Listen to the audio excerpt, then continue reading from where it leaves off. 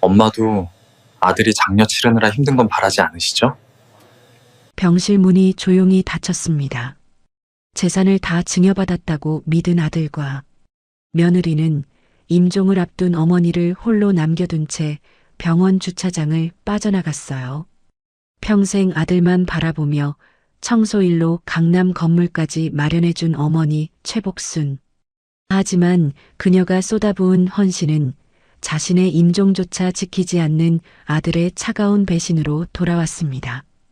그때 침대에 누워있던 어머니가 천천히 눈을 떴어요. 그녀는 침대 옆 전화기를 집어들었습니다. 과연 이 전화 한 통이 무엇을 바꿀 수 있었을까요? 잠깐 사연 시작하기 전에 구독과 좋아요 눌러주시면 그곳에 계신 여러분께 따뜻한 응원과 행운을 전하겠습니다. 자, 그럼 사연 시작하겠습니다. 어제 저녁 병원에서 전화가 왔습니다. 보호자분이신가요? 환자분의 상태가 많이 안 좋아지셨습니다. 가족분들은 마음의 준비를 하시는 게 좋겠습니다. 간호사의 목소리는 조심스러웠어요. 아들 이우성과 며느리 김새벽은 서둘러 병원으로 향했습니다. 사실 어머니 최복순이 입원한 지는 벌써 2달이 넘었어요. 하지만 우성 부부는 그동안 병원을 자주 찾지 않았습니다. 여보, 카페 일이 너무 바빠서. 그러니까 주말마다 손님이 몰리잖아. 핑계는 늘 있었어요. 카페 운영이 바쁘다, 약속이 있다, 피곤하다. 그렇게 일주일에 한 번 가던 방문이 2주일에 한 번이 됐고 결국엔 한 달에 한두 번 들르는 게 전부였죠. 병원비는 자동이체로 빠져나갔고 간병인이 있으니 괜찮다고 생각했습니다. 차 안은 묘한 침묵으로 가득했어요. 새벽이 먼저 입을 열었습니다. 여보, 그래도 임종은 지켜봐야 하는 거 아니에요? 우성이 고개를 끄덕였습니다. 그래야지. 그래도 우리 엄마인데. 하지만 그의 목소리엔 진심이 담겨 있지 않았어요. 오히려 의무감 같은 게 묻어났죠. 병원에 도착한 두 사람은 중환자실 앞 복도를 천천히 걸었습니다. 소독약 냄새가 코를 찔렀죠. 복도 벽에 붙은 시계가 밤 9시를 가리키고 있었어요. 병실 문 앞에 섰을 때 우성은 잠시 망설였습니다. 문고리를 잡은 손이 미세하게 떨렸어요. 하지만 그는 곧 문을 열었습니다. 침대에 누운 어머니 최복수는 너무나 작아 보였어요. 주름진 얼굴은 창백했고 호흡은 가늘게 이어지고 있었습니다. 산소 마스크가 그녀의 입과 코를 덮고 있었죠. 모니터에서 심전도가 약하게 깜빡였어요. 우성은 어머니의 손을 잡았습니다. 차가웠어요. 뼈만 앙상하게 남은 손은 한때 자신을 위해 쉬지 않고 움직였던 그 손이었습니다. 한 달 만에 보는 어머니는 더 야위어 있었어요. 최복수는 홀어머니였습니다. 우성을 임신했을 때 남편이 교통사고로 세상을 떠났어요. 26의 젊은 나이에 홀로 남겨진 그녀는 뱃속의 아이를 지켜내기 위해 무엇이든 했습니다. 새벽 4시면 일어나 빌딩 청소를 시작했어요. 겨울에는 손이 트고 피가 났지만 그녀는 멈추지 않았습니다. 찬물에 걸레를 빨고 무릎을 꿇고 바닥을 닦았어요. 허리가 끊어질 듯 아팠지만 아들 생각만 하면 견딜 수 있었죠. 우성이만 잘 크면 돼. 그것만 있으면 돼. 그녀는 밤마다 그렇게 중얼거렸습니다. 청소일이 끝나면 식당에서 설거지를 했어요. 뜨거운 물에 손이 익고 기름때가 옷에 배었습니다. 저녁에는 공장에서 야간 작업을 했죠. 하루에 서너 시간밖에 자지 못했지만 그녀는 쓰러지지 않았어요. 우성이 초등학교에 들어갈 무렵 복수는 작은 빌라를 하나 장만했습니다. 월세가 아닌 전세였어요. 그것도 모자라 몇 년 뒤엔 작은 상가 건물을 샀죠. 당시만 해도 강남은 허허벌판이었습니다. 사람들은 그녀를 비웃었어요. 거기 뭐 있다고 그런 데 사? 하지만 복수는 묵묵히 일했습니다. 시간이 흐르고 강남은 서울의 중심이 됐어요. 그녀가 사모은 건물들은 값이 치솟았죠. 하지만 그녀 자신은 여전히 낡은 빌라에 살았습니다. 전기세 아끼려 여름에도 에어컨을 틀지 않았고 옷은 10년 전 것을 입었어요. 엄마는 괜찮아. 너만 잘 살면 돼. 복수는 늘 그렇게 말했습니다. 우성이 대학에 갈 나이가 됐을 때 그녀는 미국 유학을 보냈어요. 학비만 1년에 5천만 원이 넘었죠. 하지만 그녀는 주저하지 않았습니다. 아들이 원하는 건 뭐든 해줘야 한다고 믿었어요. 우성이 돌아와 결혼하겠다고 했을 때도 마찬가지였습니다.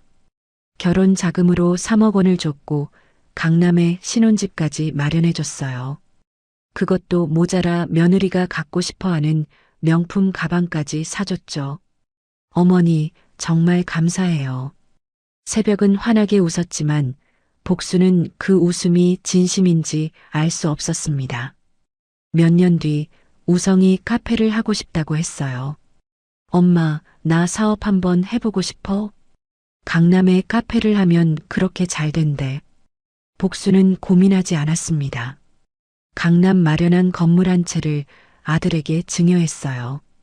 시세로 50억 원이 넘는 건물이었죠. 우성아, 이게 엄마가 가진 전부야. 내가 하고 싶은 거 해. 엄마는 내가 행복하면 그걸로 충분해. 우성은 환하게 웃었습니다. 엄마 고마워요. 그래, 엄마한텐 너밖에 없으니까. 복수는 아들의 손을 꼭 잡았어요. 하지만 그녀가 말하지 않은 게 있었습니다. 사실 그녀에겐 강남에 건물이 2채 더 있었어요. 혹시 모를 상황을 대비해 그녀는 마지막 보험을 남겨둔 겁니다. 하지만 우성은 전혀 눈치채지 못했어요. 엄마가 다 주셨으니 편히 좀 쉬세요. 이제 제가 벌어서 효도할게요. 우성의 말을 들으며 복수는 조용히 고개를 끄덕였습니다. 하지만 지금 병실 안에서 우성과 새벽은 다른 이야기를 나누고 있었어요. 여보, 근데 우리 꼭 여기 있어야 해? 새벽이 작은 목소리로 속삭였습니다. 우성이 주위를 둘러보며 고개를 끄덕였어요. 그러게. 이미 건물도 다 받았고. 맞아요. 증여도 다 끝났잖아요. 어머니 재산 전부 다 받았는데 임종까지 지켜봐야 하나? 둘의 목소리는 점점 작아졌지만 내용은 점점 대담해졌습니다. 솔직히 병원비도 만만치 않고 장례 비용도 어마어마하잖아. 우리 카페도 요즘 장사가 안 돼서. 새벽이 우성의 팔을 잡았어요. 여보, 어머니가 평생 당신한테 뭐라고 하셨어요? 당신만 행복하면 된다고 하셨잖아요. 그럼 우리가 이렇게 힘들게 장례까지 치르는 걸 원하실까요? 우성은 잠시 망설였습니다. 하지만 새벽의 말이 틀린 것 같지 않았어요. 그래, 엄마도 내가 힘든 건 원하지 않으실 거야. 게다가 전 재산 다 주셨잖아. 둘은 서로를 바라봤습니다. 그리고 고개를 끄덕였어요. 우성이 어머니의 손을 살짝 놓았습니다. 그리고 천천히 일어났어요. 새벽도 따라 일어났죠. 둘은 조심스럽게 복도로 나왔습니다. 복도엔 간호사 한 명이 차트를 정리하고 있었어요. 우성과 새벽은 눈치를 보며 천천히 걸었습니다. 간호사가 고개를 들까봐 조심스러웠죠. 걸음을 빠르게 하면 이상하게 보일까봐 일부러 느릿느릿 걸었어요. 다행히 간호사는 고개를 들지 않았습니다. 엘리베이터를 타고 1층으로 내려왔어요. 로비를 지나 주차장으로 향했습니다. 차에 오르는 순간 새벽이 긴 한숨을 내쉬었어요. 휴, 다행이다. 이제 우리 편하게 살 수 있겠네. 우성이 시동을 걸었습니다. 그러게. 엄마도 아들이 장례 치르느라 힘든 건 바라지 않으실 거야. 그의 말에 새벽이 고개를 끄덕였어요. 차가 천천히 주차장을 빠져나갔습니다. 후진 카메라에 병원 건물이 점점 작아졌어요. 그 순간 병실에서는 다른 일이 벌어지고 있었습니다. 침대에 누워있던 최복순의 눈꺼풀이 미세하게 떨렸어요. 그녀의 손가락이 조금씩 움직이기 시작했습니다. 천천히, 아주 천천히 눈을 뜬 그녀는 천장을 바라봤어요. 희미한 의식 속에서도 방금 전 아들과 며느리의 대화가 또렷하게 들렸습니다. 전 재산 다 받았으니까 장례 치르느라 힘든 건 바라지 않으시죠? 그녀의 눈에서 눈물이 흘러내렸어요. 복수는 떨리는 손을 들어 올려 침대 옆 호출 버튼을 찾았습니다. 손가락에 힘이 들어가지 않았지만 그녀는 간신히 버튼을 눌렀어요. 삐삐삐 호출음이 울렸습니다. 얼마 지나지 않아 간호사가 급히 들어왔어요. 어머니, 정신이 드세요? 간호사는 깜짝 놀란 표정으로 복순의 손을 잡았습니다. 복순은 힘겹게 고개를 끄덕였어요. 입술이 바싹 말라 있었지만 그녀는 간신히 목소리를 냈습니다. 전화기, 제 전화기 좀 가져다 주세요. 어머니, 지금은 안정을 취하셔야 해요. 제가 먼저 선생님을 모셔올게요. 간호사가 급히 나가려 하자 복순이 그녀의 손을 잡았어요. 약한 힘이었지만 간절함이 느껴졌습니다. 제발, 전화기. 간호사는 고민하다가 침대 옆 서랍을 열었습니다.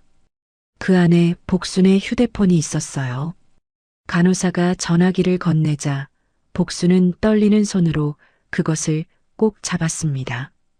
잠시만 기다리세요. 선생님 모셔올게요. 간호사가 나간 뒤 복순은 전화기 화면을 켰어요. 손가락이 떨렸지만 그녀는 연락처에서 김 변호사를 찾았습니다. 통화 버튼을 누르자 신호음이 울렸어요. 여보세요, 사장님? 변호사의 목소리가 들렸습니다. 밤 늦은 시간이었지만 그는 즉시 전화를 받았어요. 변호사님, 복순의 목소리는 떨렸지만 또렷했습니다. 제 아들이 방금 저를 버리고 떠났습니다. 재산 다 받았으니 임종도 안 지키겠다고. 제가 다 들었어요. 전화기 너머로 짧은 침묵이 흘렀어요. 사장님, 확실하십니까? 계약서대로 진행하시면 모든 증여가 취소됩니다. 복수는 눈물을 닦았습니다. 네. 즉시 진행해 주세요. 계약서 조항대로 모든 재산을 환수하십시오. 알겠습니다. 내일 아침 첫 업무로 법원에 신청하겠습니다. 아니요. 복순의 목소리가 단호해졌어요. 지금 당장 해주세요. 은행 쪽도 바로 연락하세요. 제 아들이 받은 모든 재산, 건물, 신혼집, 차량, 전부 환수하십시오. 알겠습니다, 사장님. 변호사의 목소리에 결연함이 묻어났어요. 전화를 끊는 순간 병실 문이 열리며 의사와 간호사들이 들어왔습니다. 담당의 박 선생이 복순을 보고는 눈을 크게 떴어요. 최복순 환자분, 정신이 드세요? 박 선생은 급히 다가와 그녀의 맥박을 짚었습니다. 간호사는 혈압계를 감았어요. 혈압 130에 80, 맥박 78입니다. 산소 포화도는 95%요. 박 선생은 놀란 표정을 감추지 못했어요. 몇 시간 전만 해도 임종을 앞둔 상태였는데 지금은 모든 수치가 안정적이었습니다. 최 환자분, 제 손가락 몇 개인지 보이세요? 박 선생이 손가락 2개를 들었어요. 2개요. 복순의 대답이 또렷했습니다. 오늘이 몇 월 며칠인지 아세요? 12월 27일이요. 박 선생은 고개를 저으며 차트에 뭔가를 적었어요. 이건 정말 믿기 어려운 회복입니다.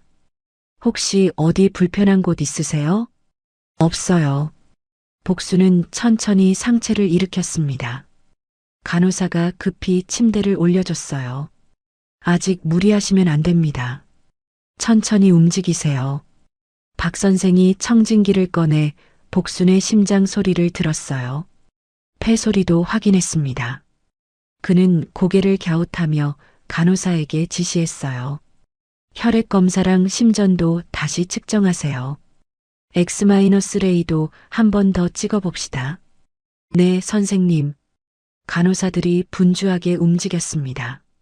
한 명은 체열 도구를 가져왔고 다른 한 명은 심전도 기계를 준비했어요. 복수는 조용히 그들의 검사를 받았습니다. 30분 후 박 선생은 검사 결과를 들고 다시 병실로 들어왔어요. 그의 얼굴엔 믿기 어렵다는 표정이 역력했습니다. 최 환자분 혈액 수치가 정상으로 돌아왔습니다. 염증 수치도 떨어졌고요. 심전도도 안정적이에요. 이건 의학적으로 설명하기 어려운 회복입니다. 박 선생은 잠시 말을 멈췄다가 조심스럽게 물었어요. 혹시 보호자분은 어디 계신가요? 이 소식을 알려드려야 할 것 같은데. 복수는 고개를 저었습니다. 보호자 없어요. 제가 혼자예요. 네. 하지만 아까 보호자분들이 없습니다. 복순의 목소리는 단호했어요. 박 선생은 난처한 표정을 지었지만 더 묻지 않았습니다. 그렇다면 일단 경과를 지켜봐야 할 것 같습니다. 며칠 더 입원하시면서 선생님, 복순이 박 선생의 말을 끊었어요. 저를 당장 특실로 옮겨주세요. 그리고 간병인과 경호원을 붙여주세요. 박 선생과 간호사들이 놀란 표정으로 그녀를 바라봤습니다. 경호원이요? 네. 비용은 제가 다 부담할 테니 당장 준비해 주세요. 오늘 밤 안으로요. 복순의 눈빛은 흔들림이 없었어요. 박 선생은 잠시 망설이다가 고개를 끄덕였습니다. 알겠습니다. 행정실에 연락하겠습니다. 박 선생이 나간 뒤 복수는 창밖을 바라봤어요. 밤하늘에 별이 총총히 떠 있었습니다. 그녀의 눈에서 다시 눈물이 흘러내렸지만 이번엔 결연함이 섞여 있었어요. 병원 주차장을 빠져나온 우성의 차는 곧바로 고속도로에 진입했습니다. 핸들을 잡은 우성의 얼굴엔 묘한 해방감이 어려 있었어요. 조수석에 앉은 새벽도 마찬가지였죠. 둘은 서로를 보며 안도의 한숨을 내쉬었습니다. 휴, 이제 좀 살 것 같네. 새벽이 창밖을 보며 말했어요. 도심의 불빛들이 빠르게 지나갔습니다. 그러게. 솔직히 병원 분위기 너무 답답했잖아. 우성도 고개를 끄덕였어요. 여보, 그런데 우리 어디 갈까? 새벽이 남편을 보며 물었습니다. 우성은 잠시 생각하더니 입가에 미소를 띄었어요. 제주도 어때? 요즘 날씨도 좋던데. 제주도? 좋지. 우리 결혼한 지 3년 됐는데 제대로 된 여행 한 번 못 갔잖아. 새벽의 목소리가 들떠 있었어요. 어머니가 입원해 계셔서 눈치 보여 우리 여행도 못 갔잖아. 이제 좀 우리끼리 시간을 가져야지. 맞아. 카페야 알바에게 맡기면 되지. 이번 기회에 푹 쉬자. 우성이 한 손으로 핸들을 잡고 다른 손으론 휴대폰을 꺼냈어요. 내가 지금 호텔 좀 찾아볼게. 오션뷰로 괜찮은데. 여보, 이왕이면 리조트로 하자. 수영장 있는데.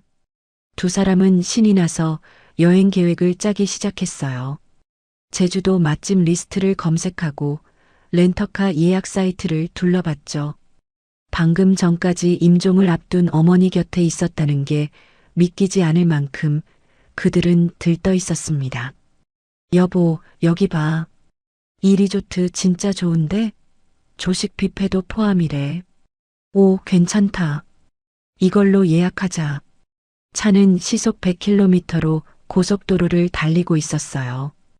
밤 공기가 상쾌했습니다. 라디오에서는 경쾌한 팝송이 흘러나왔어요. 이제 우리 좀 편하게 살 수 있겠어. 맞아. 건물 월세 수입만 해도 한 달에 몇 천씩 들어오잖아. 새벽이 계산기를 두드리며 말했습니다. 바로 그때였어요. 띠링, 띠링, 띠링. 우성의 휴대폰에서 연달아 알림음이 울렸습니다. 처음엔 한두 개였는데 곧 쉴 새 없이 울려댔어요. 뭐야 이게? 우성이 휴대폰을 들었어요. 화면에는 수십 개의 알림이 떠 있었습니다. 소유권 이전 말소 통지, 담보 부동산 소유권 변경으로 대출 회수, 건물 소유권 변경 안내, 차량 소유권 이전 말소 통지. 우성의 얼굴이 하얗게 질렸어요. 이게 무슨... 손이 떨려 휴대폰을 제대로 잡을 수가 없었습니다. 새벽이 남편의 휴대폰을 빼앗듯 가져갔어요. 뭐야, 이게 대체... 새벽도 화면을 보고는 눈이 커졌습니다. 여보, 이거... 소유권 말소? 건물이... 우리 건물이? 말도 안 돼. 우성이 소리쳤어요. 그는 급히 차를 갓길에 세웠습니다. 엔진이 꺼지고 비상등이 깜빡였어요. 우성은 떨리는 손으로 휴대폰을 다시 들었습니다. 문자를 하나하나 읽어내려갔어요. 읽을수록 그의 얼굴은 창백해졌죠. 안 돼, 안 돼. 이럴 수가. 여보, 대체 무슨 일이야? 새벽이 남편의 어깨를 흔들었습니다. 건물 소유권이 다시 엄마한테 넘어갔대. 신혼집도 차도 전부 다. 뭐, 그게 무슨 소리야? 우성의 목소리가 떨렸습니다. 그는 급히 김 변호사에게 전화를 걸었어요. 신호음이 3번 울리고 변호사가 전화를 받았습니다. 여보세요, 이우성 씨? 변호사님, 지금 무슨 일이 벌어진 거예요? 갑자기 건물 소유권이 말소됐다는 통지가. 아, 그거 말씀이십니까? 김 변호사의 목소리는 차분했어요. 너무 차분해서 오히려 섬뜩할 정도였습니다. 이우성 씨, 반년 전에 증여계약서 작성하실 때 기억나십니까? 네. 계약서요? 계약서 제3조 특별조항 읽어보셨습니까? 제3조? 우성의 머릿속이 하얘졌어요. 계약서? 그때 뭐라고 써 있었는지 전혀 기억이 나지 않았습니다. 제가 증여계약서에 특별조항을 넣어뒀습니다. 수증자, 그러니까 이우성 씨는 증여자인 어머님의 건강이 악화될 시 최선을 다해 부양 의무를 다해야 하며 특히 병원에서 임종이 임박했다고 연락한 시점부터 실제 사망 시까지 반드시 곁을 지켜야 한다는 내용이죠. 그게... 김 변호사의 목소리가 더욱 냉정해졌어요. 만약 정당한 사유 없이 이를 위반할 경우 본 증여계약은 즉시 무효가 되고 모든 재산은 증여자에게 환수된다고 명시되어 있었습니다. 계약서에 명백히 적혀 있었는데 읽지 않으셨나요? 아니, 그런 조항이 있었어요? 저는 정말 몰랐다고요. 우성의 목소리가 떨렸습니다. 몰랐든 알았든 이우성 씨께서 직접 서명하셨습니다. 법적으로 유효한 계약이에요. 그리고 오늘 병원에서 임종이 임박했다는 연락을 받고도 이우성 씨와 부인께서는 어머님을 홀로 두고 병원을 떠나셨죠.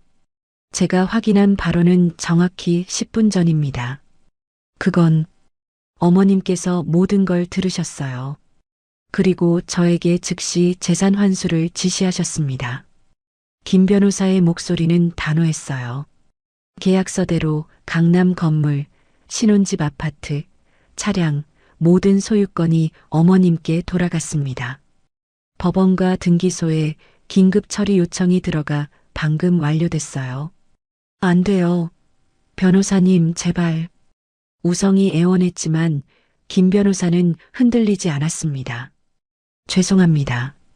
이건 어머님의 결정이에요. 전화가 끊겼어요. 우성은 멍하니 휴대폰을 내려다봤습니다. 새벽이 남편의 팔을 잡으며 소리쳤어요. 여보, 지금 뭐래? 건물이 어떻게 됐다고? 다 없어졌어. 뭐가 없어졌다고? 건물, 집, 차?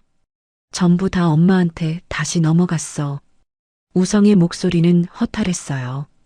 말도 안 돼. 그럼 우리는? 새벽에 얼굴이 창백해졌습니다. 어떻게 이럴 수가. 계약서에 그런 조항이 있었다고? 왜 몰랐어? 나도 몰랐어. 제대로 안 읽었어. 우성은 고개를 떨구었어요. 차를 돌려. 당장 병원으로 돌아가. 새벽이 소리쳤습니다. 우성은 급히 차를 유턴시켰어요. 고속도로를 빠져나와 병원으로 다시 향했습니다. 차 안은 무거운 침묵으로 가득했어요. 20분 후 그들은 병원에 도착했습니다. 숨을 헐떡이며 중환자실로 달려갔어요. 하지만 어머니가 있던 병실은 텅 비어 있었습니다. 저기요, 최복순 환자는 어디 갔어요? 우성이 지나가던 간호사를 붙잡고 물었어요. 아, 최복순 환자분이요? 특실로 옮기셨어요. 특실이요? 네, 2층 끝에 있는 특실입니다.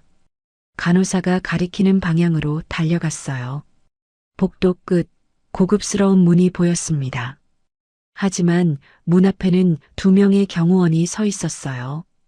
양복을 입은 건장한 남자들이었죠.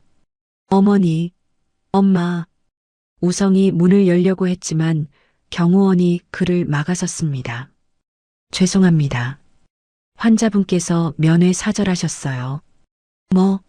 저 아들인데요. 비켜주세요.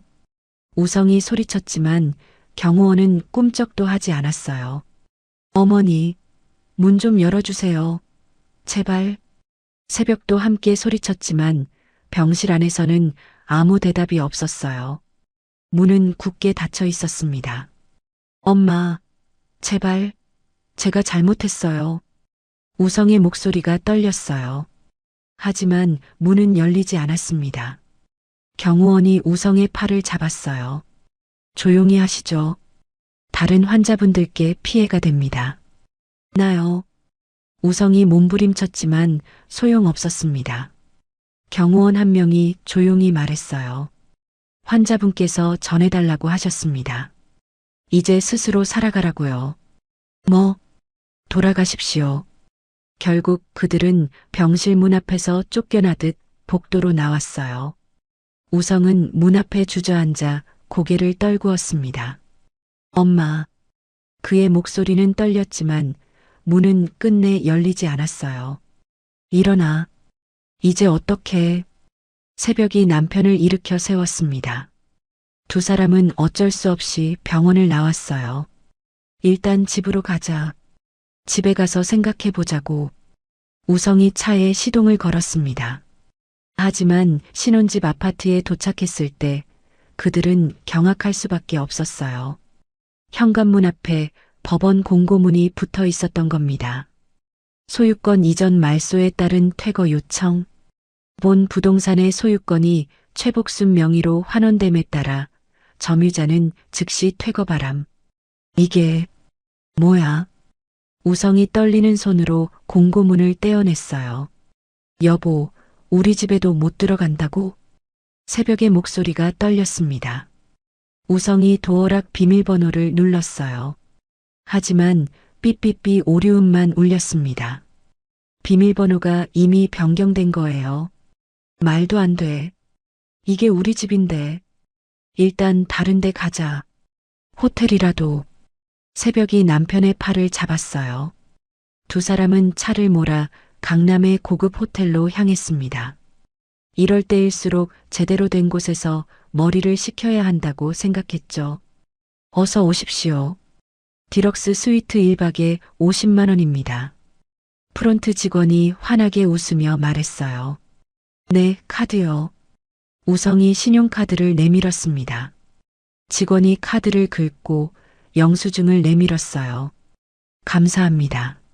3층 321 호실입니다. 호텔 방은 넓고 깨끗했어요. 킹사이즈 침대, 대리석 욕조, 야경이 보이는 통창. 우성과 새벽은 침대에 털썩 주저앉았습니다.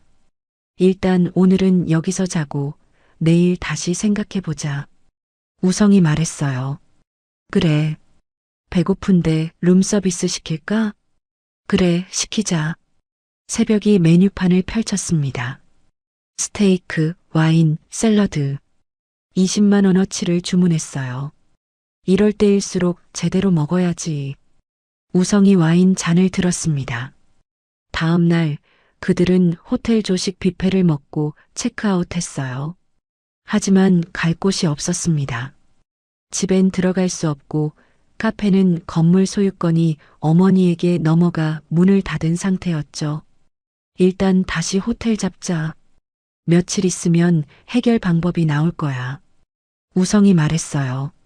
그날도 그 다음 날도 그들은 호텔을 전전했습니다. 하루에 40만 원, 50만 원씩 카드를 긁었어요. 밥은 호텔 레스토랑에서 먹었고 옷은 백화점에서 샀습니다. 어차피 곧 해결될 거야. 엄마가 화가 풀리시면 다시 주실 거야. 우성은 그렇게 믿고 싶었어요. 일주일이 지났습니다. 카드 청구 금액은 300만 원을 넘어섰어요. 2주일이 지나자 500만 원이 됐습니다. 한 달이 지나자 1000만 원을 넘었죠. 그리고 어느 날 우성의 휴대폰이 울렸습니다. 여보세요, 신한카드입니다. 이번 달 카드 대금 680만 원 납부 기한이 지났는데요. 우성의 얼굴이 굳었어요. 아, 그게 빠른 시일 내에 납부해 주시기 바랍니다. 연체 이자가 발생하고 있습니다. 전화를 끊자마자 또 울렸습니다. 여보세요, 국민카드입니다. 연체 대금 420만 원. 알겠습니다. 하루 종일 전화가 쏟아졌어요. 현대카드, 삼성카드, 롯데카드. 연체 독촉 전화가 끊이지 않았습니다. 여보, 카드값이 얼마야? 새벽이 물었어요. 합쳐서 1,500만 원쯤. 우성의 목소리가 작아졌습니다. 1,500만 원? 그걸 어떻게 내? 건물 월세 수입이. 아, 그것도 없지. 우성은 머리를 감싸쥐었어요.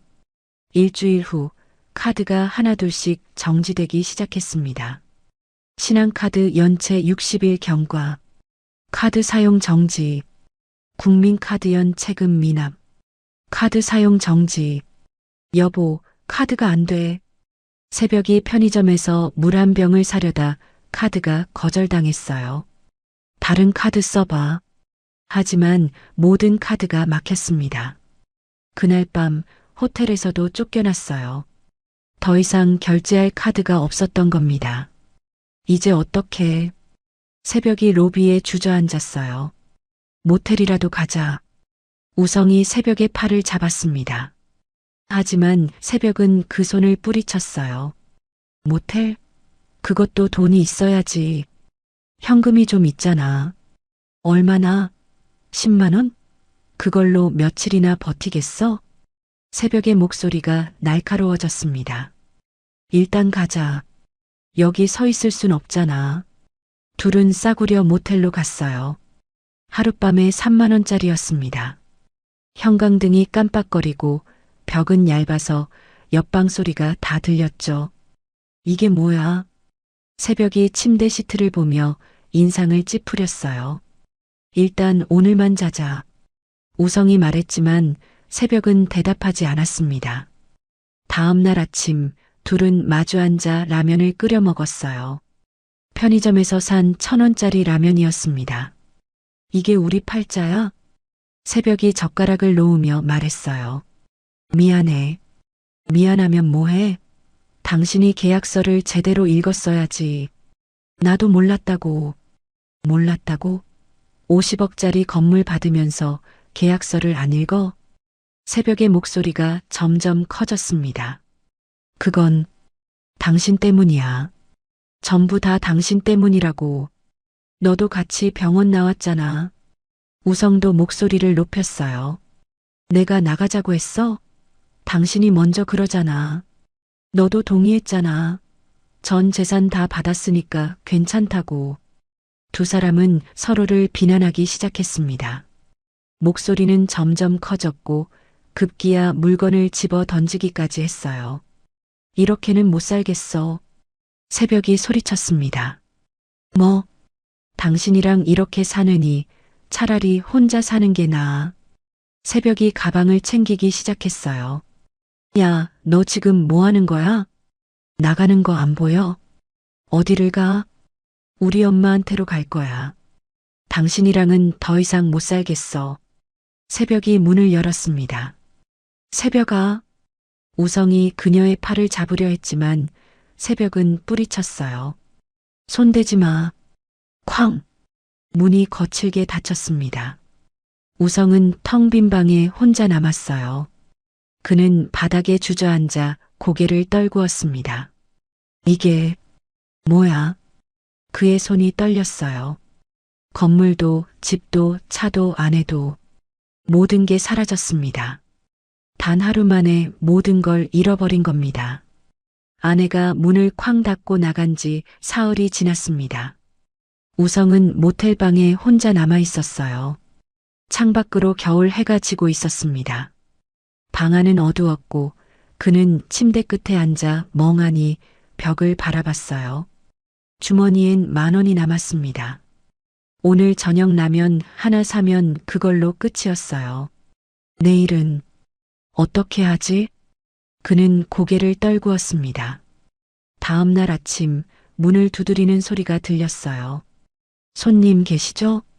모텔 주인의 목소리였습니다. 우성은 문을 열었어요. 오늘까지 반값 내셔야 하는데요. 사흘치 밀리셨어요. 아, 그게... 우성의 목소리가 떨렸습니다. 돈이 없으시면 나가셔야죠. 여긴 자선 사업하는 데가 아니에요. 주인의 목소리는 차갑했어요. 조금만 기다려주시면 안 됩니다. 1시간 안에 나가세요. 주인은 돌아서서 복도를 내려갔습니다. 우성은 텅 빈 방을 둘러봤어요. 구겨진 옷 몇 벌, 그게 전부였습니다. 1시간 후 그는 작은 가방 하나를 들고 모텔을 나왔어요. 찬바람이 뺨을 때렸습니다. 12월의 겨울은 매서웠어요. 어디로 가지? 갈 곳이 없었습니다. 친구들은 연락이 끊긴 지 오래였어요. 아내 친정으로 돌아갔고 어머니는 자신을 만나주지 않았죠. 우성은 공원으로 향했습니다. 다른 선택지가 없었어요. 벤치에 앉아 차가운 기운이 엉덩이를 파고들었습니다. 춥다. 그는 가방을 끌어안았어요. 해가 지자 더 추워졌습니다. 주변 벤치에는 다른 노숙자들이 하나둘 자리를 잡기 시작했어요. 담요를 깔고 누운 사람, 신문지를 뒤집어 쓴 사람, 술병을 끼고 잠든 사람.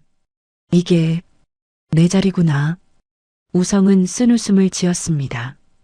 3달 전만 해도 강남 고급 아파트에 살던 자신이 이제는 공원 벤치에서 밤을 보내야 했어요. 밤이 깊어갈수록 추위는 더 심해졌습니다. 우성은 옷깃을 세우고 몸을 웅크렸어요. 하지만 잠이 오지 않았습니다. 온몸이 얼어붙는 것 같았어요. 새벽 2시쯤 그는 결국 일어났습니다. 더 이상 견딜 수가 없었어요. 비틀거리며 지하철역으로 향했습니다. 역사 안은 따뜻했어요. 구석진 곳에 웅크리고 앉았습니다. 주변엔 다른 노숙자들도 몇 명 보였어요. 벽에 기대어 코를 골며 자는 사람, 쪼그리고 앉아 멍하니 바닥을 보는 사람. 나도 이제 저들과 같구나. 눈물이 날 것 같았지만 참았습니다. 1시간쯤 지났을까요?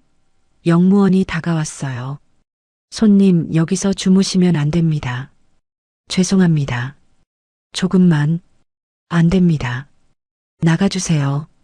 영무원의 목소리는 단호했습니다. 우성은 비틀거리며 일어났어요. 다시 찬바람이 불어오는 거리로 나왔습니다. 해가 뜨기 시작했어요. 새벽 6시쯤이었습니다. 우성은 다시 공원으로 돌아왔어요.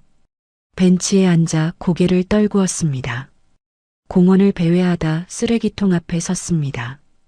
다른 노숙자 한 명이 쓰레기통을 뒤지고 있었어요. 반쯤 먹다 버린 햄버거를 꺼내 먹고 있었습니다. 우성은 그 모습을 보고 고개를 돌렸어요. 나는 저렇게까지는. 하지만 발이 떨어지지 않았습니다. 배가 너무 고팠으니까요. 그는 다시 쓰레기통을 바라봤어요. 손을 뻗을까 말까 망설였습니다. 아저씨, 뭐 하세요? 뒤에서 아이의 목소리가 들렸어요. 우성은 화들짝 놀라 손을 걷었습니다. 초등학생쯤 되어 보이는 아이가 그를 쳐다보고 있었어요. 아니. 아무것도. 우성은 황급히 자리를 떠났습니다. 얼굴이 화끈거렸어요. 수치심이 밀려왔습니다. 내가 뭐 하는 거지?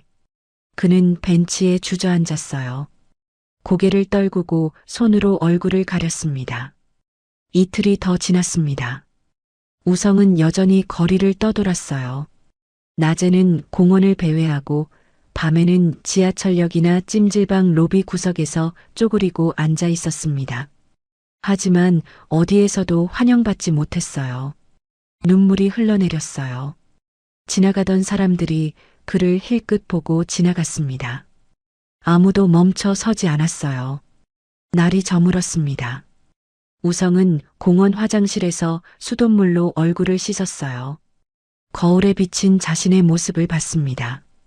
덥수룩한 수염, 기름진 머리, 핏기 없는 얼굴.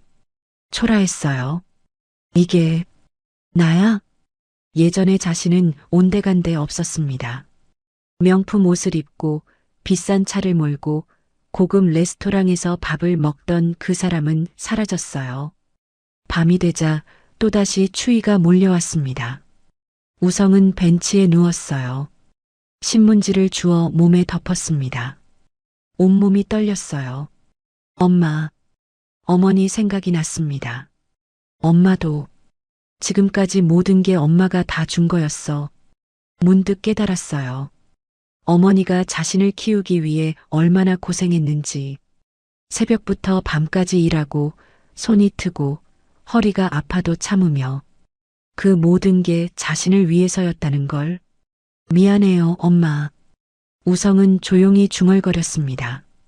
사흘째 되는 새벽이었어요. 해가 뜨기 시작할 무렵 우성은 공원 벤치에서 일어났습니다. 온몸이 얼어붙은 것 같았어요. 배는 너무 고파서 이제 아픈 것도 아닌 것 같았습니다. 비틀거리며 공원길을 걸었어요. 화장실 쪽에서 물소리가 들렸습니다. 누군가 청소를 하고 있었어요. 우성은 그쪽으로 고개를 돌렸습니다. 할머니 한 분이 걸레를 들고 바닥을 닦고 있었어요. 허리가 굽은 할머니였습니다. 손에는 두꺼운 고무장갑을 끼고 있었어요. 청소하시는구나. 문득 어머니가 떠올랐습니다. 어머니도 저렇게 새벽부터 청소를 하셨죠. 자신을 키우기 위해. 우성의 눈에서 눈물이 흘러내렸어요. 할머니가 청소를 끝내고 도구를 챙기고 있었습니다. 우성은 용기를 내어 다가갔어요. 다리가 떨렸지만 한 발 한 발 내디뎠습니다. 저기, 할머니. 할머니가 고개를 돌렸어요. 응? 뭔데? 우성은 고개를 숙였습니다. 입술이 떨렸어요. 너무 배고파요. 먹을 것 좀 주세요. 목소리가 잠겼습니다. 평생 남에게 구걸을 해본 적이 없었어요. 자존심이 무너지는 것 같았습니다. 할머니는 우성을 위아래로 훑어봤어요. 아니, 사지 멀쩡한 사람이 왜 이러고 있어? 죄송합니다. 우성은 더 깊이 고개를 숙였습니다. 할머니는 한참을 우성을 바라봤어요. 그리고 한숨을 쉬며 말했습니다. 이것 봐라. 기다려. 할머니는 근처 편의점으로 들어갔습니다. 잠시 후 따뜻한 호빵 하나를 들고 나왔어요. 자, 먹어. 감사합니다. 정말 감사합니다. 우성은 떨리는 손으로 호빵을 받았습니다. 눈물이 또 흘러내렸어요. 한 입 베어 물자 따뜻함이 입안 가득 퍼졌습니다. 천천히 먹어. 체하겠다. 할머니가 등을 토닥였어요. 우성은 호빵을 먹으며 울었습니다. 너무 맛있었어요. 아니, 너무 고마웠습니다. 엄마. 문득 어린 시절이 떠올랐어요. 엄마가 청소 일을 마치고 돌아와 호빵을 사오시던 날. 자신은 신나서 호빵을 먹었지만 엄마는 드시지 않았죠. 우성아, 너 먹어. 엄마는 배불러. 엄마는 늘 그렇게 말씀하셨어요. 하지만 이제야 알 것 같았습니다. 엄마는 배고프셨던 거예요. 자신에게 주려고 참으셨던 겁니다. 엄마, 미안해요. 제가 너무 몰랐어요. 우성은 호빵을 다 먹고 손등으로 눈물을 닦았어요. 고맙습니다, 할머니. 됐어. 이제 정신 차리고 살아. 그날 밤 우성은 벤치에 누워 천장의 별을 바라봤어요. 내일 할머니를 다시 만나야겠어. 작은 희망이 생겼습니다. 다음 날 새벽 우성은 일찍 일어나 공원 화장실 쪽으로 갔어요. 어제 그 할머니가 오실 거라 생각했습니다. 과연 새벽 5시 반쯤 할머니가 나타났어요. 우성은 할머니가 청소를 끝낼 때까지 기다렸어요. 1시간쯤 지나자 할머니가 나오셨습니다. 할머니. 우성이 다가갔어요. 할머니는 그를 알아봤습니다. 어제 그 젊은이?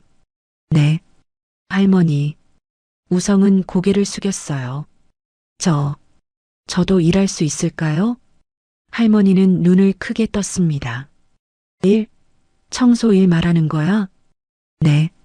뭐든 할 수 있어요. 제발, 일할 기회를 주세요. 우성의 목소리는 간절했어요. 할머니는 한참을 우성을 바라봤습니다. 그리고 천천히 고개를 끄덕였어요. 그래. 마침 우리 건물에 젊은이가 필요하긴 했어. 나이 든 사람들만 있어서 힘쓸 일 할 사람이 없거든. 정말요? 그래. 근데 힘들어. 새벽부터 해야 하고 청소가 만만한 게 아니야. 괜찮습니다. 뭐든 하겠습니다. 우성의 눈에 빛이 돌았어요. 좋아. 그럼 내일부터 나 따라와. 새벽 5시에 여기서 만나자. 감사합니다, 할머니. 정말 감사합니다. 우성은 몇 번이고 고개를 숙였습니다. 다음 날 새벽 5시 우성은 약속 장소에 서 있었어요. 할머니가 나타났습니다. 왔구나. 그럼 가자. 둘은 버스를 타고 강남의 한 빌딩으로 갔어요. 사무실 건물이었습니다. 여기부터 20층까지 청소해야 해. 화장실, 복도, 사무실 안까지. 네, 알겠습니다. 할머니가 청소 도구를 건네주었어요. 걸레, 대걸레, 쓰레기 봉투, 유리 세정제. 먼저 화장실부터 하자. 우성은 화장실로 들어갔습니다. 변기를 닦고 바닥을 닦고 거울을 닦았어요. 처음 해보는 일이었습니다. 손이 어설펐지만 최선을 다했어요. 아이고, 변기는 이렇게 닦는 거야. 할머니가 시범을 보여줬습니다. 우성은 고개를 끄덕이며 따라했어요. 1시간이 지나자 땀이 흘러내렸습니다. 허리도 아프기 시작했어요. 하지만 멈출 수 없었습니다. 쓰레기는 다 모아서 여기 버려. 네. 우성은 각 사무실의 쓰레기통을 비우며 다녔어요. 무거운 쓰레기 봉투를 들고 계단을 오르내렸습니다. 다리가 후들거렸어요. 복도 대걸레질은 이렇게 해. 할머니의 지시에 따라 복도를 닦았습니다. 끝이 보이지 않는 긴 복도였어요. 3시간이 지나자 온몸이 비명을 지르는 것 같았습니다. 손바닥엔 물집이 잡혔고 무릎은 쑤셨어요. 허리는 펴지지 않았습니다. 이렇게 힘든 거구나. 우성은 문득 깨달았어요. 어머니가 평생 하신 일이 이런 거였습니다. 이 고된 노동을 새벽부터 밤까지 수십 년 동안. 엄마, 정말 죄송해요. 눈시울이 뜨거워졌어요. 힘들지? 할머니가 물었습니다. 괜찮습니다. 우성은 고개를 저었어요. 첫날 치고 잘하네. 오전 작업은 끝났어. 오후에 다른 건물 가야 해. 네. 점심은 할머니가 사주신 김밥이었어요. 편의점 김밥 한 줄. 우성은 그것도 감사했습니다. 오후에도 또 다른 건물을 청소했어요. 저녁 6시가 되어서야 일이 끝났습니다. 오늘 수고했어. 돈은 한 달에 한 번 줘. 하루에 5만 원이니까 한 달이면 150만 원 정도 될 거야. 감사합니다, 할머니. 우성은 진심으로 감사했어요. 집으로 돌아가. 아니, 돌아갈 집이 없었습니다. 여전히 공원 벤치였어요. 하지만 이상하게 마음이 편했습니다. 온몸은 아팠지만 하루를 제대로 보낸 것 같았어요. 오늘 하루, 이랬구나. 우성은 벤치에 누워 눈을 감았습니다. 그날 밤은 유난히 깊이 잠들 수 있었어요. 한 달이 흘렀습니다. 우성은 매일 새벽 5시에 일어나 할머니를 만났어요. 청소를 했고 쓰레기를 치웠고 바닥을 닦았습니다. 처음엔 힘들었지만 점점 익숙해졌어요. 손바닥의 물집은 굳은 살이 됐습니다. 허리 통증도 조금씩 나아졌어요. 무엇보다 매일 일을 한다는 게 그를 지탱해줬습니다. 어느 날 할머니가 봉투 하나를 건넸어요. 자, 이번 달 일당이야. 우성은 떨리는 손으로 봉투를 받았습니다. 안을 열어보니 현금이 들어있었어요. 100만 원이야. 나머지는 세금이랑 이것저것 빼고. 감사합니다, 할머니. 우성은 현금을 바라봤어요. 100만 원. 예전에는 하루에 쓰던 돈이었습니다. 아니, 한 끼 식사에 쓰던 돈이었어요. 하지만 지금은 달랐습니다. 이 100만 원은 자신이 직접 땀 흘려번 돈이었어요. 눈물이 흘러내렸습니다. 왜 울어? 돈이 적어? 할머니가 놀라 물었어요. 아니요. 그게 아니라. 우성은 눈물을 닦았습니다. 100만 원 버는 게 이렇게 힘든 줄 몰랐어요. 저는 한 달에 몇 천만 원씩 썼는데 그의 목소리가 떨렸어요. 그동안 제가 너무 몰랐어요. 돈이 얼마나 소중한지, 노동이 얼마나 힘든지. 그래, 이제 알았으면 됐어. 할머니가 우성의 어깨를 토닥였습니다. 앞으로 잘 살면 돼. 힘내. 네. 감사합니다. 우성은 100만 원을 꼭 쥐었어요. 평생 받아본 돈 중 가장 소중한 돈이었습니다. 한편 같은 시각, 병원 특실에 누워있던 최복수는 창밖을 바라보고 있었어요. 의사가 말했듯 그녀의 회복은 기적이었습니다. 임종을 앞뒀던 그녀가 이제는 걸을 수 있게 됐고 건강도 많이 좋아졌어요. 사장님, 퇴원 준비 다 됐습니다. 간호사가 들어와 말했습니다. 고맙습니다.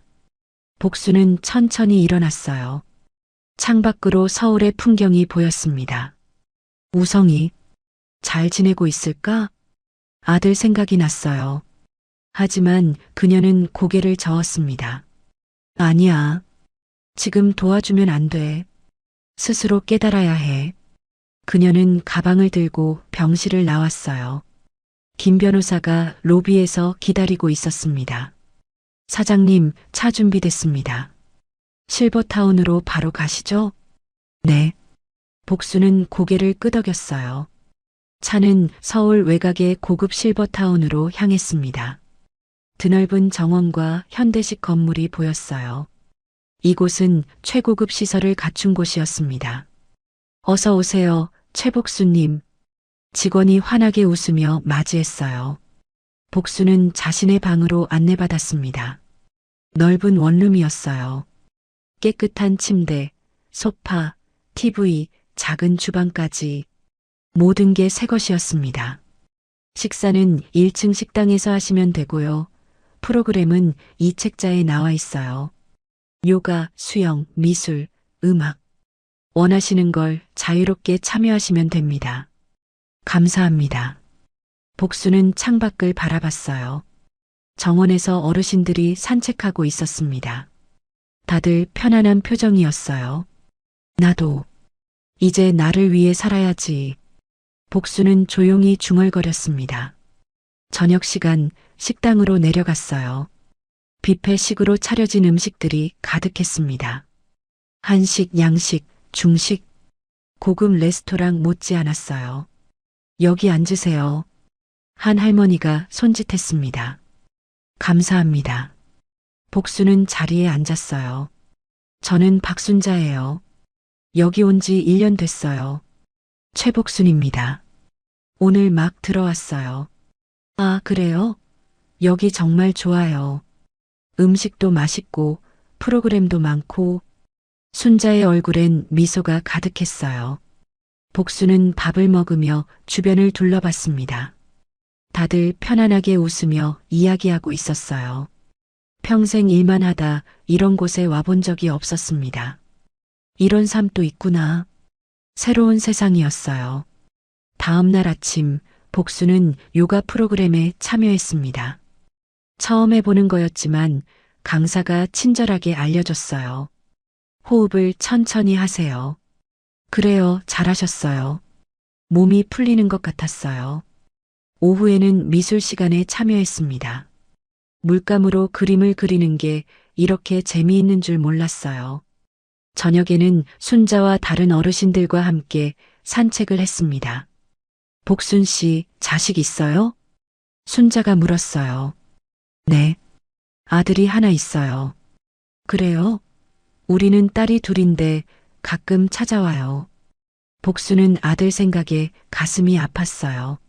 하지만 표정을 감췄습니다.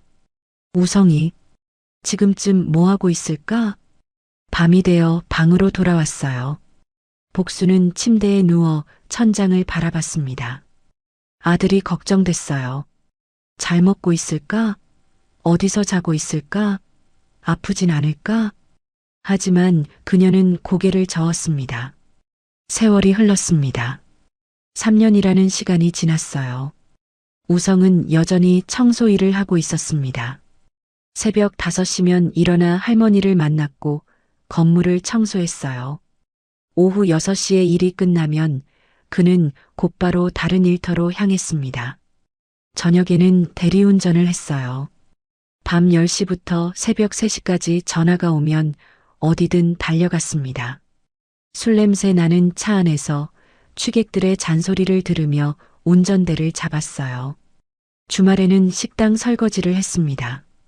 하루 8시간 뜨거운 물에 손을 담그고 접시를 닦았어요. 손은 트고 거칠어졌지만 멈출 수 없었습니다. 일요일 새벽에는 재활용품 분리수거 일도 했어요.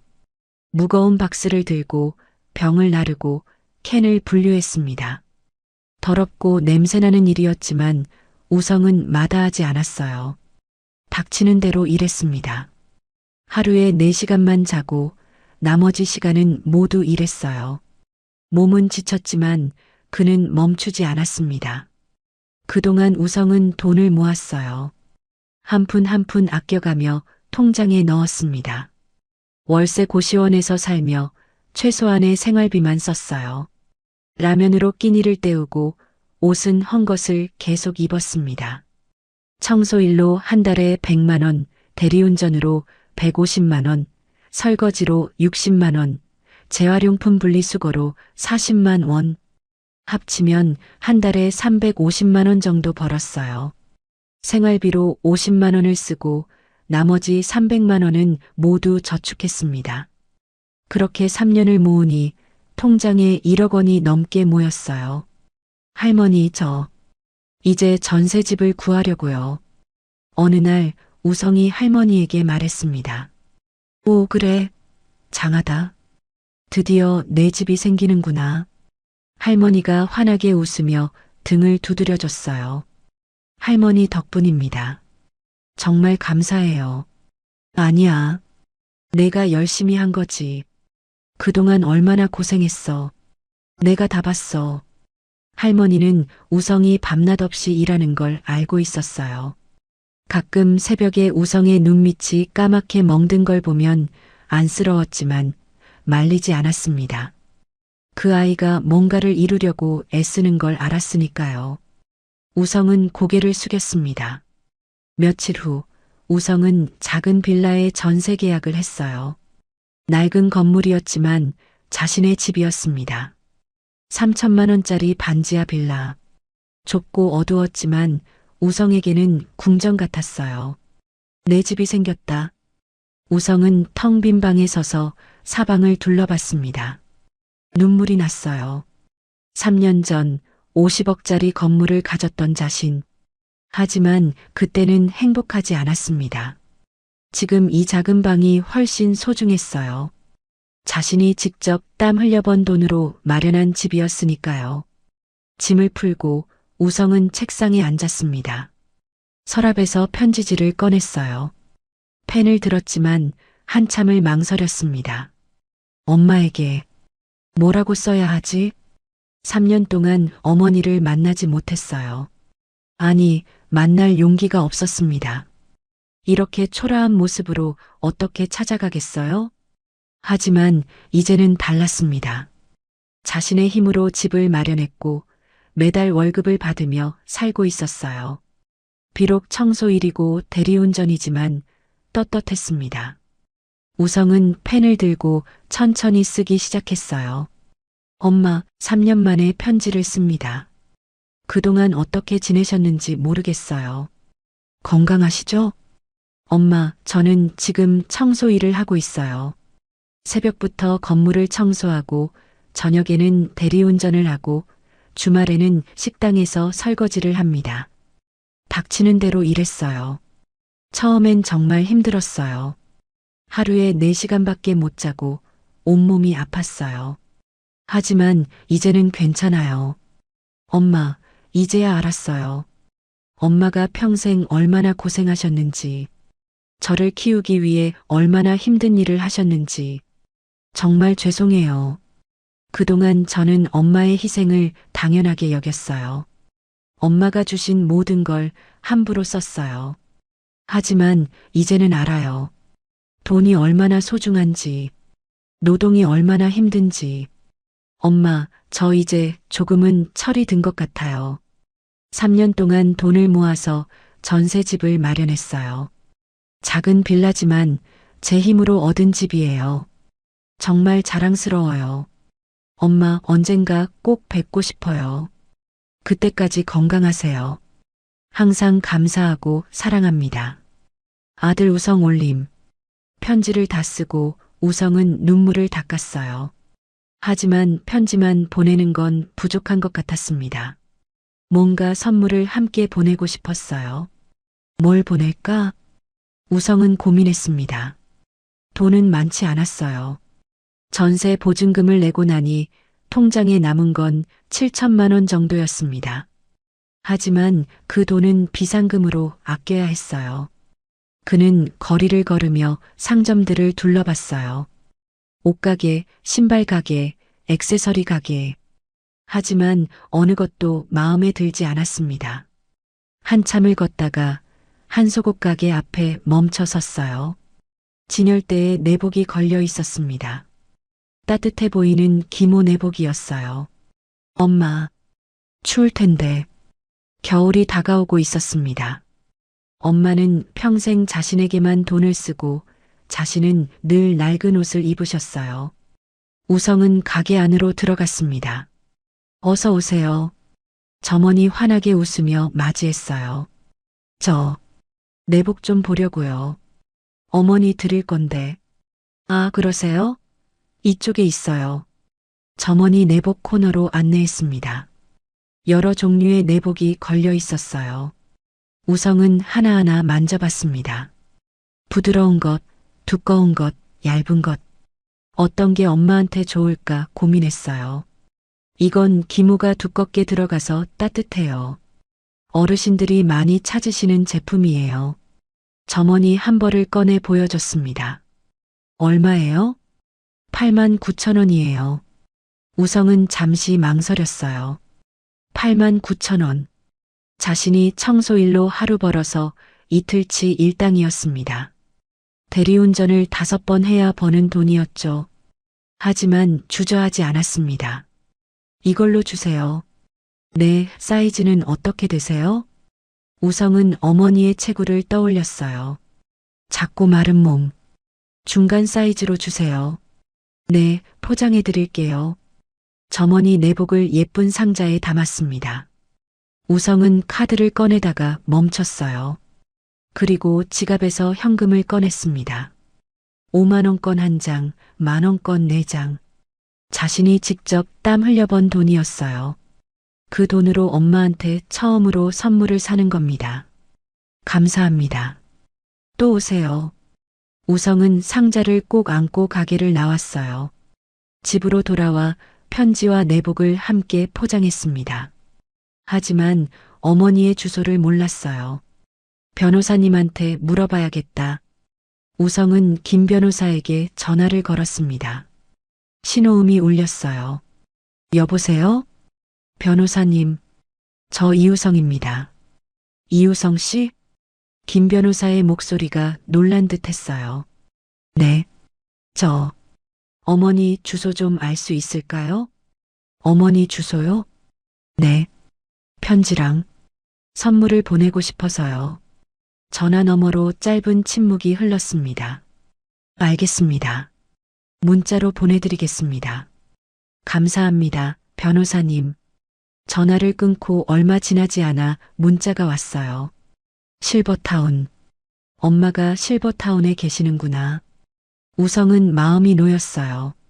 그곳이라면 편하게 지내실 테니까요. 다음 날 우성은 택배를 보냈습니다. 편지와 내복이 든 상자를 꼭 안고 우체국으로 갔어요. 등기로 보내주세요. 네, 여기 서명하시고요. 우성은 상자를 건넸습니다. 상자가 컨베이어 벨트를 타고 멀어지는 걸 보며 그는 깊은 숨을 쉬었어요. 엄마, 잘 받으셨으면 좋겠다. 이틀 후 실버타운. 복수는 식당에서 점심을 먹고 돌아오는 길이었어요. 로비를 지나는데 관리실 직원이 그녀를 불렀습니다. 최복수님 택배 왔어요. 택배요? 복수는 고개를 갸웃했어요. 누가 자신한테 택배를 보냈을까? 상자를 받아들고 방으로 돌아왔습니다. 발신인을 보니 이우성이라고 적혀 있었어요. 우성이가. 복순의 손이 떨렸습니다. 3년 만이었어요. 아들에게서 온 첫 연락이었습니다. 그녀는 조심스럽게 상자를 열었어요. 안에는 편지 한 통과 포장된 상자가 들어 있었습니다. 먼저 편지를 꺼냈어요. 봉투를 뜯는 손이 떨렸습니다. 편지를 펼치고 천천히 읽기 시작했어요. 엄마, 3년 만에 편지를 씁니다. 읽어 내려가는 동안 복순의 눈에서 눈물이 흘러내렸어요. 청소일을 한다는 아들, 대리운전을 한다는 아들, 닥치는 대로 일했다는 아들. 엄마, 이제야 알았어요. 복수는 편지를 가슴에 안았습니다. 오열이 터져 나왔어요. 우성아, 우성아. 그녀는 한참을 울었습니다. 눈물을 닦고 상자를 열었어요. 안에는 내복이 들어 있었습니다. 따뜻해 보이는 기모 내복이었어요. 복수는 내복을 꺼내 꼭 안았습니다. 우성이가 처음으로 나한테 선물을 사줬구나. 평생 아들에게 모든 걸 줬지만 아들한테 받아본 건 없었어요. 아니, 받을 생각도 하지 않았습니다. 하지만 이제 아들이 자기 돈으로 산 선물을 보내온 겁니다. 고마워. 우성아. 복수는 내복을 쓰다듬었어요. 얼마를 주고 샀는지 모르지만 아들에게는 큰 돈이었을 겁니다. 청소일로 벌어서 며칠치 일당일 거예요. 그날 밤 복수는 내복을 입어보려다 멈췄습니다. 아니야. 이건 너무 아까워. 자신이 평생 그랬듯 아까워서 입을 수가 없었어요. 우성이가 처음으로 사준 선물. 이걸 어떻게 입겠어요? 복수는 내복을 다시 상자에 넣고 서랍 깊숙이 넣어뒀습니다. 우성아, 고마워. 엄마가 정말 고마워. 그녀는 조용히 중얼거렸습니다. 며칠 후 복수는 김 변호사에게 전화를 걸었어요. 변호사님, 우성이 주소 좀 알려주세요. 주소요? 네. 만나러 가고 싶어요. 알겠습니다. 변호사가 문자로 주소를 보내왔습니다. 복수는 그 주소를 보며 미소 지었어요. 이제 만날 때가 된 것 같구나. 일주일 후, 어느 토요일 오후, 우성은 집에서 쉬고 있었어요. 드물게 모든 일이 없는 날이었습니다. 초인종이 울렸습니다. 띵동. 누구시죠? 우성이 인터폰을 들었어요. 우성아, 엄마야. 우성은 숨이 멎는 것 같았습니다. 손이 떨렸어요. 그는 급히 문을 열었습니다. 문 밖에 어머니 최복순이 서 있었어요. 3년 만에 보는 어머니였습니다. 예전보다 훨씬 건강해 보였어요. 얼굴엔 살이 올랐고 옷도 단정했습니다. 엄마, 우성의 눈에서 눈물이 흘러내렸어요. 우성아, 복순도 눈물을 흘렸습니다. 두 사람은 한참을 그렇게 서로를 바라봤어요. 엄마, 들어오세요. 우성이 문을 열어줬습니다. 복수는 천천히 안으로 들어왔어요. 이게 내 집이구나. 복수는 작은 방을 둘러봤습니다.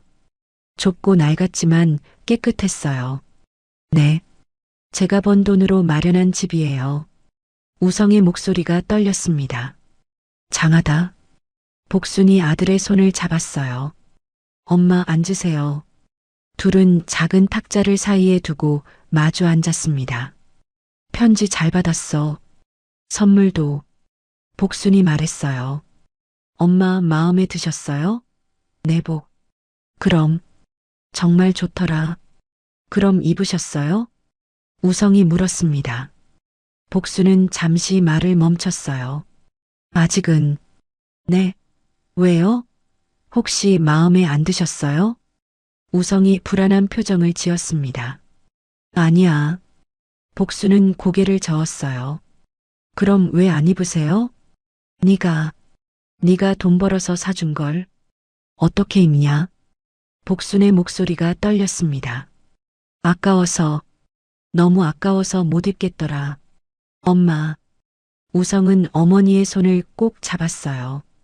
엄마, 제가 이제 돈 벌어서 또 사드릴게요. 그러니까 아끼지 말고 입으세요. 우성아, 엄마가 저한테 평생 얼마나 많이 사주셨는데요. 이제 제가 엄마한테 사드릴게요.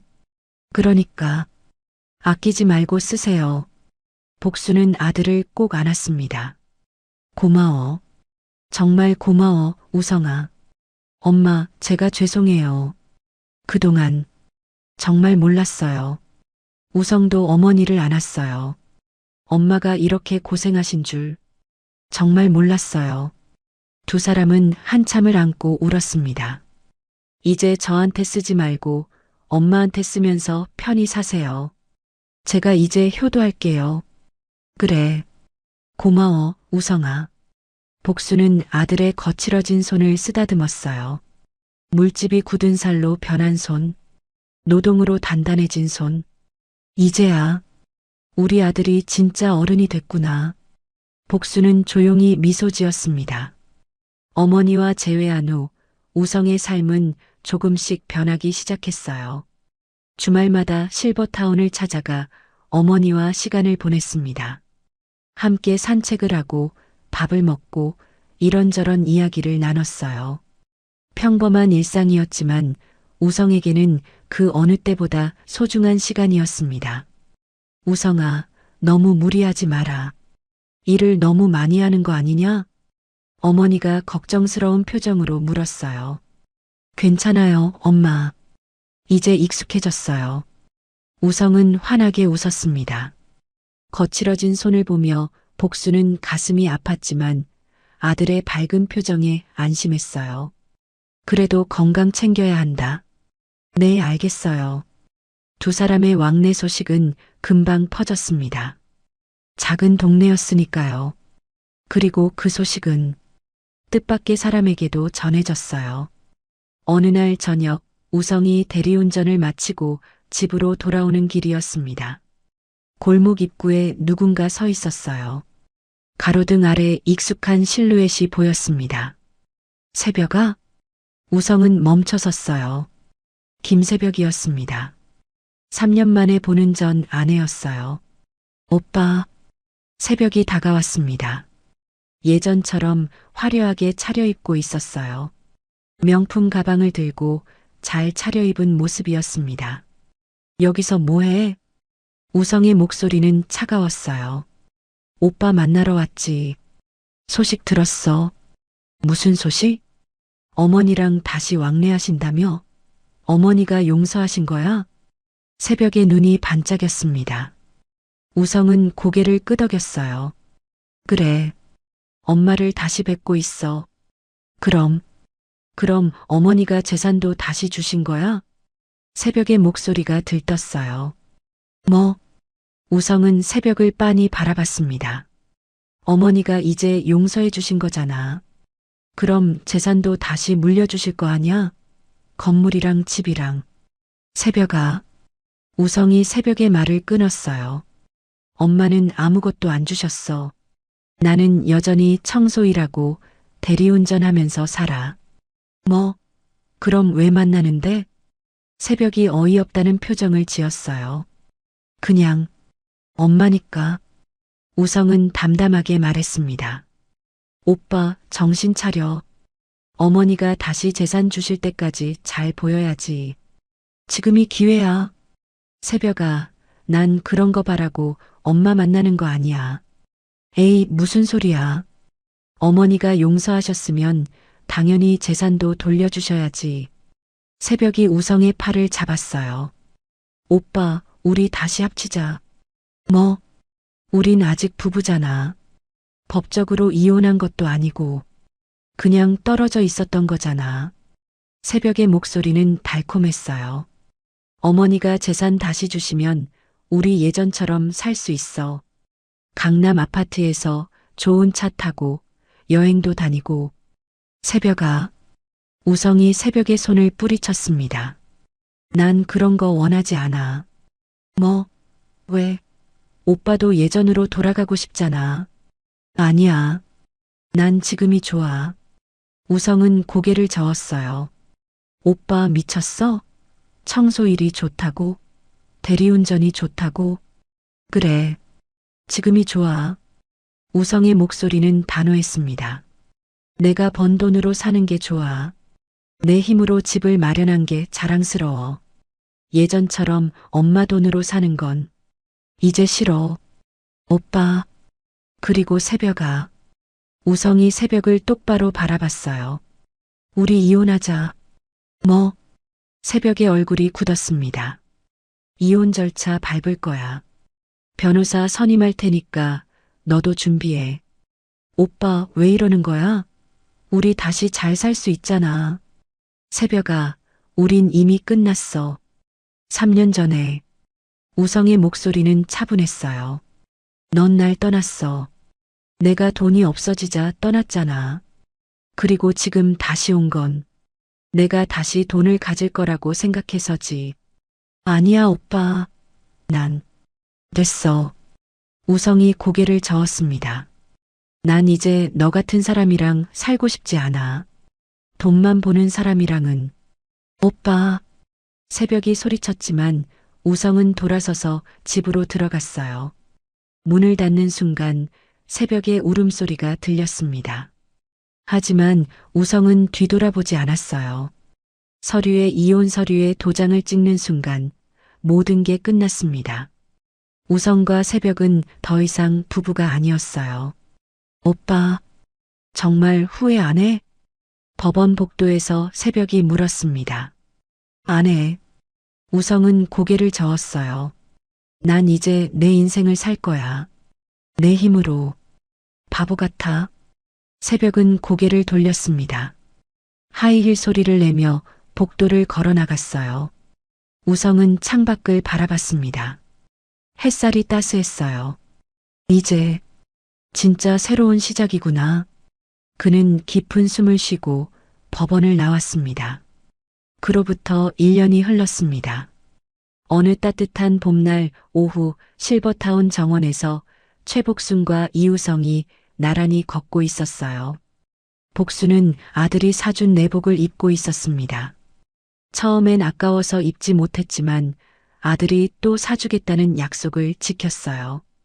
두 번째, 세 번째 선물이 오자 복순은 마음 놓고 입을 수 있었습니다. 엄마, 오늘 날씨 정말 좋죠? 우성이 환하게 웃으며 말했어요. 그의 손은 여전히 거칠었지만 얼굴엔 평온함이 가득했습니다. 그러게, 참 좋구나. 복수는 아들의 손을 꼭 잡았어요. 거칠어진 손을 쓰다듬으며 생각했습니다. 이 손이 이제야 진짜 어른의 손이 됐구나. 엄마, 다음 주에 새일 시작해요. 새일? 네. 건물 관리 회사에 취직했어요. 정규직이에요. 우성의 목소리엔 자부심이 묻어났어요. 오, 그래. 장하다. 청소일 3년 동안 하면서 배운 게 많아서 관리직으로 뽑혔대요. 월급도 250만 원이나 돼요. 우성아. 복순의 눈시울이 붉어졌습니다. 이제 제대로 된 직장인이 됐네. 네. 엄마 덕분이에요. 우성이 어머니를 바라봤어요. 엄마가 가르쳐 주신 거예요. 돈의 소중함, 노동의 가치. 그걸 배웠어요. 아니야. 내가 스스로 깨달은 거지. 둘은 벤치에 앉았습니다. 정원에는 봄꽃이 만발했어요. 엄마, 저 요즘 행복해요. 우성이 조용히 말했어요. 예전엔 돈이 많아도 행복하지 않았어요. 뭔가 늘 불안하고 공허했어요. 하지만 지금은 비록 가진 건 적지만 마음이 편해요. 그래, 그게 진짜 행복이야. 복순이 아들의 어깨를 토닥였습니다. 엄마도 그래. 평생 일만 하다가 이제야 이렇게 여유롭게 살아보니까 참 좋더라. 엄마 앞으로 더 좋은 일만 있을 거예요. 그래. 우리 함께 잘 살자. 두 사람은 서로를 보며 미소 지었어요. 햇살이 따스했습니다. 새들이 지저귀고 바람이 부드럽게 불었어요. 엄마, 왜? 사랑해요. 우성의 목소리는 진심이었습니다. 복수는 아들을 꼭 안았어요. 나도 사랑한다, 우성아. 두 사람은 한참을 안고 있었습니다. 그리고 다시 천천히 정원을 걸었어요. 손을 잡고 나란히. 평범하지만 소중한 그렇게 따뜻한 오후였습니다.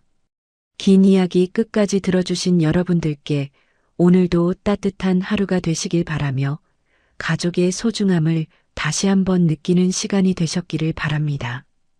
구독과 좋아요, 알림 설정까지 해주시면 더 좋은 이야기로 찾아뵙겠습니다. 감사합니다.